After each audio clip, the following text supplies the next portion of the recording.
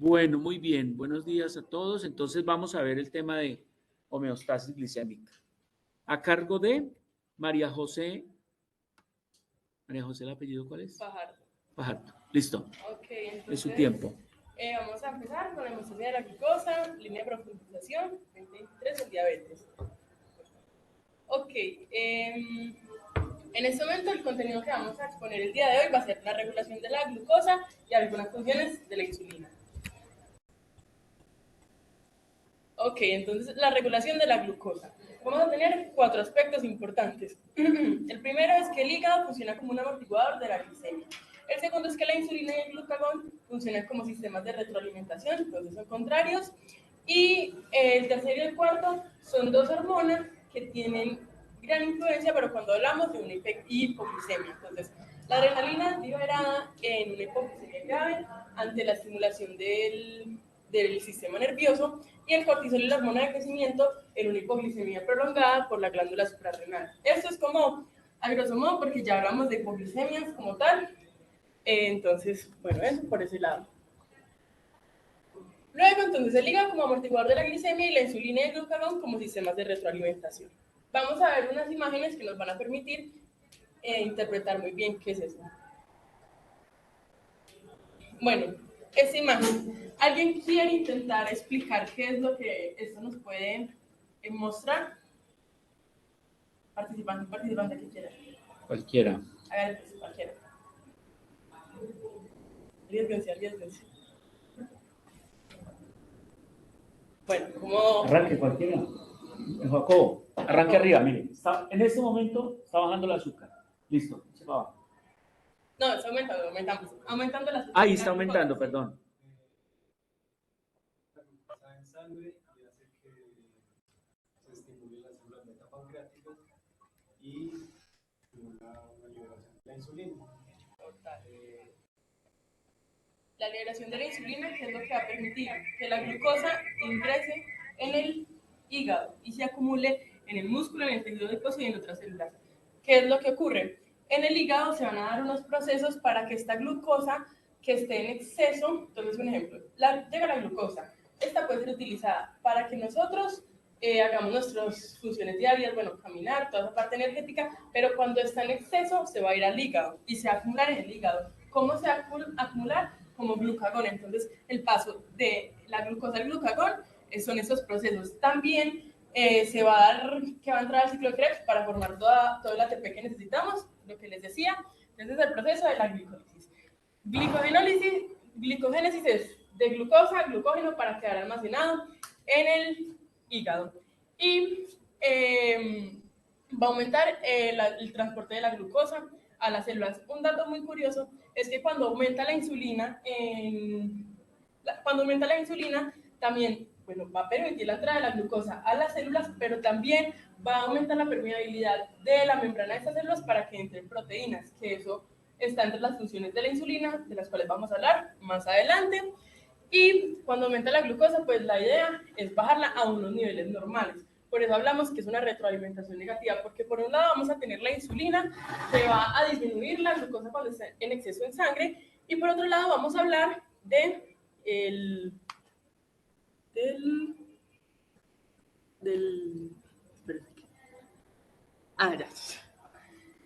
glucagón. Entonces, disminuye la glucosa en sangre, las células... Perdón, ¿quedó claro qué ocurre postprandialmente? ¿Sí? ¿Qué ocurre cuando entra glucosa al sistema, o sea, al sistema digestivo?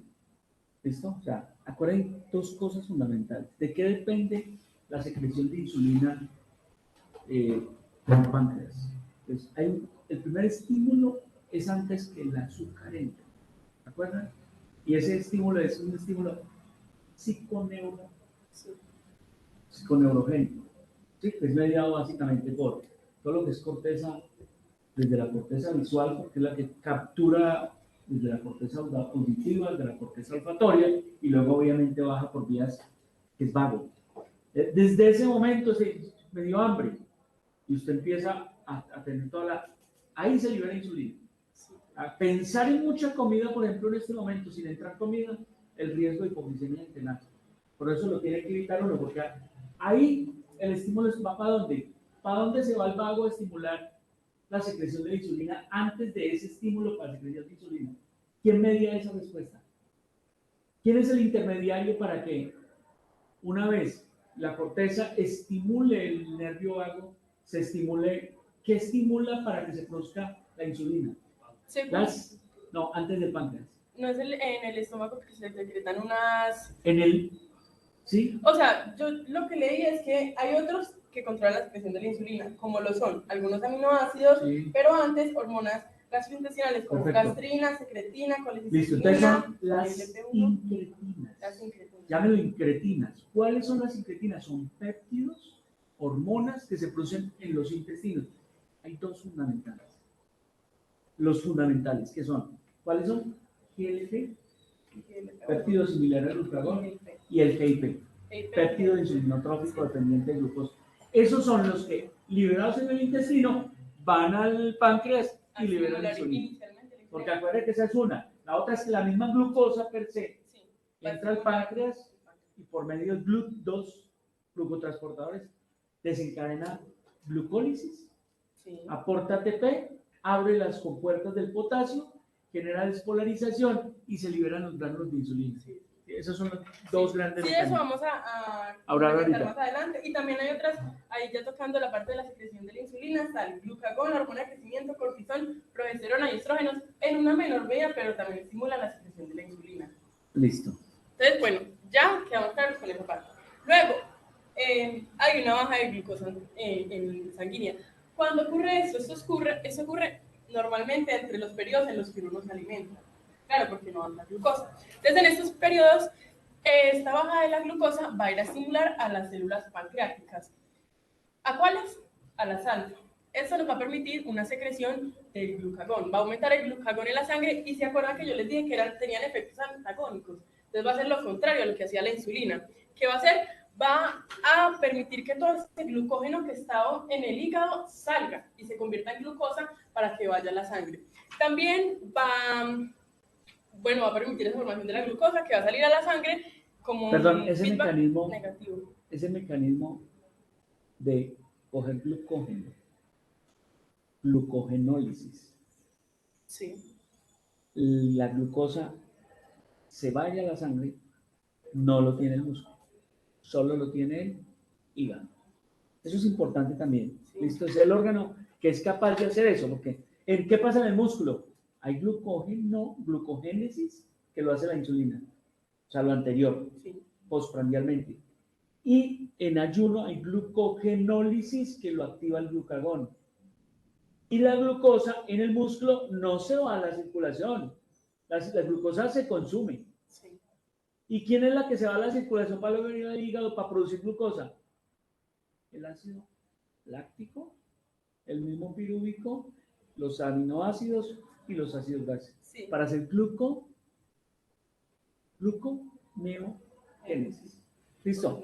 Sí, y de hecho hay algo muy importante que decía, y es que normalmente el cuerpo no está consumiendo glucosa todo el día, lo que más se consume son los ácidos grasos. ¿Por qué? Porque para que se dé la entrada de la glucosa a la sangre, pues tiene que haber un porcentaje alto de glucosa, y normalmente no pasa eso porque uno no está comiendo todo el día. Entonces, en esos periodos en los que uno no ingiere comida, lo que ocurre es que, un ejemplo por el ejercicio, al usted ejercitar los músculos, esos van a permitir la entrada de la glucosa. Entonces, esa es una forma. Y la otra es por la degradación de los ácidos grasos. Entonces, energéticamente nosotros nos sostenemos en gran parte por esa parte de los ácidos grasos, y ya cuando consumimos los alimentos, si es más que todo por esa parte de la glucosa.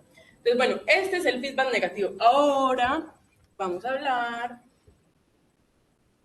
algunas preguntas sobre la insulina. Entonces, vamos a meter más en el tema ya de la insulina. Inicialmente, ¿en dónde se produce? ¿Ustedes en dónde creen que se produce de todos estos lados? ¿Dónde? En el páncreas, ¿cierto? ¿En cuáles células? Perfecto. Entonces, sigamos. En las células beta del páncreas, trajimos esta imagen tomada de Silverton. Vamos a tener que acá está el páncreas, tiene unos ductos y tiene unos islotes de en donde vamos a encontrar varios tipos de células, como las alfa, que van a secretar glucagón, las betas, que van a secretar insulina. Las betas secretan insulina en un porcentaje del 60%, las alfa en un 25%, y ya hay otro tipo de células como las delta y las PP. Entonces ya sabemos que la insulina se secreta en el páncreas, en los islotes de Langerhans, por las células beta. Otra preguntita. ¿Cuáles son las funciones de la insulina? Teniendo en cuenta lo que acabamos de ver antes, ¿cuáles son algunas funciones de la insulina? Repasemos. Primera pregunta, ¿es una hormona anabólica o catabólica? Anabólica. Eso es lo primero que uno tiene que aprender. ¿Por qué? Porque forma, porque prepara al individuo ¿para qué? Para la época de hambre. Sí. O sea, uno cuando está comiendo hay abundancia, pero después viene la hambruna. Entonces, la insulina coge todos esos nutrientes y va y los almacena, los guarda. Entonces, eso es lo que vamos a explicar, que lo que hace la insulina es todo lo que va en vías de acumular, guardar. Guardar para cuando... Exacto. Entonces, bueno, podemos hablar que uno permite la entrada de la glucosa en las células. Dos, permite que se pase de glucosa a glucagón en el hígado. Entonces, también permite que al entrar la glucosa, esta se vaya por el ciclo de Krebs y forme ATP. ¿Qué otras cosas les dije antes? Que va a permeabilizar la membrana para que también se dé paso a aminoácidos, de aminoácidos vamos a formar proteínas, y asimismo vamos a seguir como con esta parte energética de sostener el cuerpo cuando no tenemos alimento. Bueno, aquí hay varias situaciones. ¿Quién me va a ayudar leyendo? Bueno, Ariana, leo entonces las tres primeras que encontramos ahí. Durante las funciones vamos a encontrar que inhibe la formación de glucosa y la degradación de glucosa. También tenemos que activar la formación de glucógeno, como el glucógeno sintasa y la glucólisis. Y también tenemos que tiene un efecto sobre las células para que se absorban más aminoácidos y se transformen en proteínas, facilitando así su síntesis y depósito. Bueno, entonces, ya sabemos que la insulina... ¿Qué pasó? Bueno, total. Entonces, tenemos que entra glucosa en el cuerpo. Lo que va a pasar es que la insulina no va a permitir que se forme glucosa, porque es que la glucosa ya está entrando. Entonces, el proceso se va a inhibir. También se va a inhibir la degradación del glucógeno. ¿Por qué? Porque el glucógeno va a pasar a glucosa y no necesitamos más glucosa. Tenemos que permitir que primero entre y se transforme a glucógeno. Entonces, estos dos mecanismos se van a inhibir. Va a activar la formación de glucógeno. Claro, la glucosa entra a la célula. ¿A qué vamos a seguir? Formación de glucógeno para que se almacene toda la parte de la glucosa que no se usa, almacenarlo por esta enzima que es la glucógeno sintasa. Otro proceso es que va a activar la glicólisis. ¿Cuál es la glicólisis? Ciclo de Krebs, formación de ATP. Ojo, glicólisis es la primera parte previa al ciclo. Primera parte previa. Creo que el ciclo de la glucólisis tiene otro nombre. Respiración anaerobia. Pero tiene otro nombre, ciclo de Engelhorst. Ahora después lo buscamos. El Krebs es cuando de piruvato se mete al ciclo del ácido cítrico, Sí. que es aeróbico. ¿Está bien? Ok, entonces, bueno, ese proceso de glicólisis para obtener energía, y lo que les he dicho ya 2 veces, y es que cuando se permite la entrada de la glucosa a la célula, también se va a permeabilizar esta membrana para que se absorban más aminoácidos y se transformen en proteínas.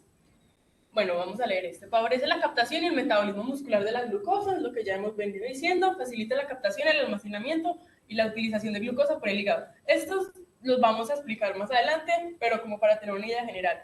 Cuando hay déficit de la insulina, va a aumentar el uso de la grasa con fines energéticos. Entonces, los triglicéridos se van a dividir en ácidos grasos y en glicerol para darnos la energía.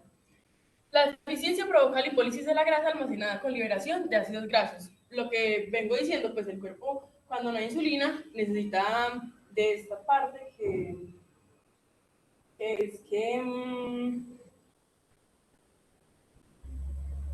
se hidrolizan los triglicéridos y se transforman en ácidos grasos glicerol. El déficit aumenta las concentraciones plasmáticas de colesterol y fosfolípidos. Entonces, lo que ocurre en este proceso es que los ácidos grasos se van a convertir en fosfolípidos y en colesterol. La deficiencia provoca el descenso de las proteínas y el incremento de los aminoácidos en plasma. Si yo dijera que la insulina facilita la degradación de los triglicéridos, ¿es cierto o es falso? La insulina facilita la degradación de los triglicéridos. Más bien sería la deficiencia de la insulina. La deficiencia de la insulina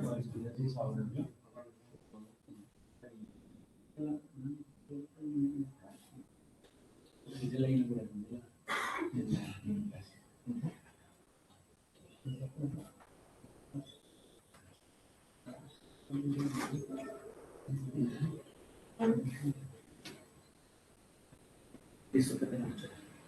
no, Bueno, entonces sería ¿qué- la qué piensas? deficiencia. La deficiencia. Bueno, ojo con eso. Eso es parcialmente cierto. O sea, eso es parcialmente cierto. ¿Por qué es parcialmente cierto? Porque la insulina estimula síntesis de proteínas, entre los cuales hay enzimas como la lipoproteinasa. ¿Qué es eso? Es una enzima que está como en la pared endotelial de la grasa y el músculo, que hace que cuando va el kilomicrón, que viene del intestino con triglicéridos, y el VLDL, que viene del hígado con triglicéridos, o sea, hay triglicérido en lipoproteínas, y ellos necesitan entrar a ¿dónde? A la grasa, pero ellos no entran como triglicéridos, porque son muy grandes. La lipoproteína degrada los triglicéridos de los kilomicrones y las VLDL. ¿Para qué? Para que el ácido graso liberado entre a la grasa y el glicerol se vaya otra vez al hígado para hacer gluconeogénesis. Entonces miren que eso es parcialmente cierto. Es decir, la insulina degrada ahí el triglicérido, Sí. pero en la grasa facilita la formación de triglicéridos. Por eso la insulina es lipogénica. ¿Vale? Sí, señor. Listo. Digamos con la próxima diapositiva, en donde Doctor, una pregunta, pero, o sea, usted dice la lipoproteína lipasa, pero esa, o sea, estimula a la vez que estimula la insulina, o... Con la insulina estimula la producción de lipoproteína lipasa. ¿Y la acción de la lipoproteína lipasa es qué? No, ahí es, claro, pero la primera acción de esa enzima es degradar los triglicéridos de las lipoproteínas para que el ácido graso entre a la célula. Y salga de los VLDL Las de los VLDL y los kilomicrones. Adentro del adipocito, entonces lo que hace es facilitar la unión de los dos. Ahí forma grasa, ahí forma triglicéridos. E inhibe una cosa que llama la hormona lipolítica o la enzima sensible a la hormona, se llama así, que es para que no se degrade, para que no se degrade más. ¿Listo? Vale. sigamos con otras preguntitas de la insulina. ¿Cuál es la química y la síntesis de la insulina? ¿Cómo se da la activación de los receptores por insulina? ¿Por medio de cuál mecanismo la insulina facilita la captación y el almacenamiento, la utilización de la glucosa por el hígado? ¿Y cuáles son los mecanismos de secreción de insulina? La primera es, ¿cuál es la química y cómo se da la síntesis de la insulina? Vamos a tener que son dos cadenas de aminoácidos unidas por puentes disulfuro. Pero, ¿cómo se da su síntesis? Recordemos bien como la maquinaria de la formación de proteínas y todo esto. Imaginémonos que estamos en una célula beta. Vamos a ir al ribosoma. En el ribosoma se va a traducir el ARN mensajero de la insulina. Se va a formar una preproinsulina. Esta preproinsulina va a ir al retículo endoplásmico, en donde esta se va a desdoblar formando la proinsulina. Esta proinsulina en el aparato de Golgi se va a escindir formando la preinsulina, y ya luego esta va a salir por unas vesículas. El proceso de la secreción ya se las voy a explicar. Entonces, como tal, esa es la síntesis, y pues acá podemos ver esta imagen tomada de Gayton, de la fisiología de Gayton, cuál es la estructura como tal de la insulina. Ahora, ¿cómo se va a dar la activación de los receptores por la insulina? Esta activación, pues primero necesitamos conocer cómo es el receptor de la insulina. El receptor de la insulina posee dos unidades alfa, dos beta. Estas dos están fuera de la membrana y estas dos en la membrana como en conexión con el citoplasma y con el citoplasma. ¿Qué va a ocurrir? La insulina va a venir y va a pegarse a la subunidad alfa. Esa subunidad va a permitir que las betas se fosforilen. Cuando estas se fosforilan, van a activar a una tirosina sinasa, la cual a su vez va a fosforilar a este grupo que se conoce como sustratos de receptor de insulinas, IRS, que van a tener varias acciones. Dentro de estas está síntesis de proteínas, lo que ya hablamos, síntesis de grasa, que era lo que a lo que el doctor se refería, síntesis de glucógeno, que hemos visto que pasa de glucosa a glucógeno en el hígado, crecimiento y expresión de genes. Pero el que más nos importa en este momento es el transportador de glucosa. Va a activar... Es GLUC4. Que es el GLUC4. El receptor de glucosa, pues para que este llegue y se abra y permita la entrada de la glucosa en la célula. Y va a aumentar la síntesis y la expresión del GLUC4. Muy bien. Entonces, mire, esa unión de insulina al receptor, primera acepción, la insulina no entra a las células. La insulina actúa por otro mensaje, por un mensajero, que básicamente es cuando la unión de ella al receptor alfa activa una señal que lo que hace es fosforilar digamos, esta unión de receptor, y este es el que va al núcleo y actúa por unos receptores que llaman PIPAR gamma, para decirle al núcleo, que es el que es capaz de sintetizar, de crear, que empiece a sintetizar. Entonces, aquí sintetiza una proteína que se llama GLUC4. Aquí sintetiza enzimas que facilitan la formación de proteínas. Aquí sintetiza la glucógeno-sintetasa. ¿Sí? No es que son mediadores para ir a hacer la acción de la insulina intermedia. Y aquí, sustancias que producen expresiones de crecimiento. Por eso se cree, por eso se piensa que los pacientes de síndrome metabólico que tienen hiperinsulinemia son más propensos a hacer tumores. Y parece que la explicación ahí es por esto. ¿Listo? Sí, sí. Vale. ¿Seguimos? Sí, señor. Ahora vamos a hablar de por medio de cuál mecanismo la insulina facilita la captación, el almacenamiento y la utilización de la glucosa por el hígado. Recordando lo que ya hemos hablado, la insulina permite el depósito rápido de glucógeno en el hígado a partir de la glucosa absorbida en las comidas, para que cuando no haya comida, o sea, no haya glucosa en sangre, la glicemia disminuya, pues el glucógeno hepático se transforma en glucosa y se libera en sangre para tener los niveles normales. Aquí, ¿cuál es el mecanismo bajo el cual la insulina facilita la captación y el depósito de glucosa en el hígado? El mecanismo es que esta va a inactivar la fosforilasa hepática. ¿Qué hace la fosforilasa hepática? Degrada el glucógeno. Entonces, ¿cómo se va a activar? Esta pues sí se va a degradar el glucógeno. Es como dos nodos. Entonces, inactiva a la que degrada. Entonces, sí va a permitir la degradación. Aumenta la captación de glucosa por el hepatocito mediante el aumento de la glucosinasa. Lo que ocurre es que, bueno, ya tenemos todo el proceso anterior, la glucosa por medio del GLUC4 pudo entrar, pero cuando esta entra, para que no se escape, va a llegar una enzima que es la glucosinasa y la va a fosforilar para que se convierta en glucógeno 6-fosfato y ya siga ahí con todo este proceso de glicólisis para terminar en el ciclo de Krebs. Perfecto. Y va a fomentar... Perdón, ¿me devuelvo? Sí. Ahí es donde fomentar la acción de la sintasa. De la glucógeno sintasa que polimeriza monosacáridos para formar... ¿Sintasa o sintetasa? Se puede decir. Glucógeno. ¿Listo? Sí, señor. Mecanismo de secreción de la insulina. Es súper interesante. Bueno, se los voy a leer, pero en la próxima diapositiva vamos a ver un gráfico muy chévere. Las células beta poseen transportadores de glucosa.